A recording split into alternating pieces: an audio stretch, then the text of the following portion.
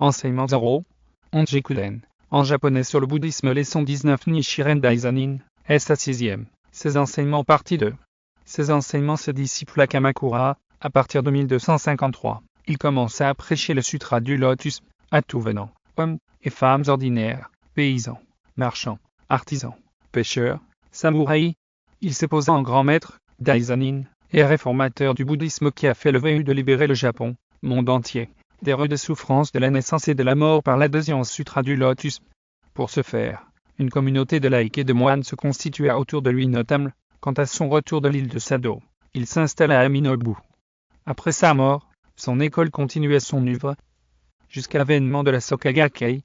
La quintessence de ses enseignements, les 406 épîtres et traités de Nichiren, qui constituent les enseignements du Daisanin, ont été compilés dans le Gozo, Go égale titre honorifique, Sho égale écrit. Le Gozo Zanzu, en japonais, recueil des écrits du Daisanin, long de 1,89 pages, édité par la Soka Gakkai, peut être divisé en deux parties. Les enseignements avant Sado, et les enseignements après Sado. Les enseignements avant l'exil de Sado avant septembre 1271, Nichiren Daisanin se présente, en tant que le Bodhisattva Chōshū, venu accomplir l'œuvre du Bouddha.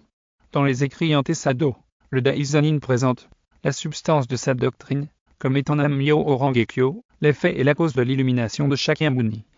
Il y proclame aussi la supériorité du sutra du lotus. Les enseignements après l'exil de Sado, à partir de septembre 1271, il révèle qu'il est le Bouddha fondamental, et qu'en lui se réalise Nippoika, c'est-à-dire que la loi bouddhique est incarnée en lui. Au cours de cette période, en 1279, il transcrivit le Daigo Onzon, objet de vénération pour 10 000 ans, et plus pour nous simples mortels, de sorte que nous sortions des souffrances de la naissance et de la mort. Le 13 octobre 1282, il entra en nirvana, en nous laissant en héritage 40 années d'enseignement. Voici, en effet, ses 10 principaux écrits. Sur la récitation du Daimoku du Sutra du Lotus. Sur l'établissement de l'enseignement de la loi correcte sur l'ouverture des yeux, l'objet de vénération pour l'observation des esprits. Les caractéristiques essentielles du Sutra du Lotus, choisir en fonction du moment sur l'acquittement des dettes de reconnaissance sur les 4 étapes de la foi et les 5 étapes de la pratique.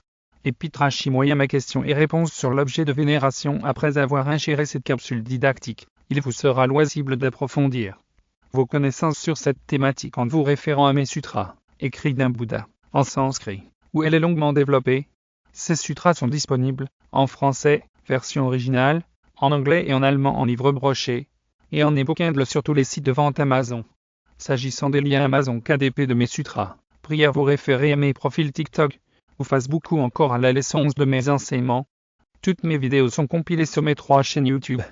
Kosen Rufu TV, English Kosen Rufu TV et Kosen Rufu Vele. Pour les liens de ces chaînes, voir ma bio, ou allez sur Google et tapez l'intitulé de la chaîne de votre choix dans la barre de recherche.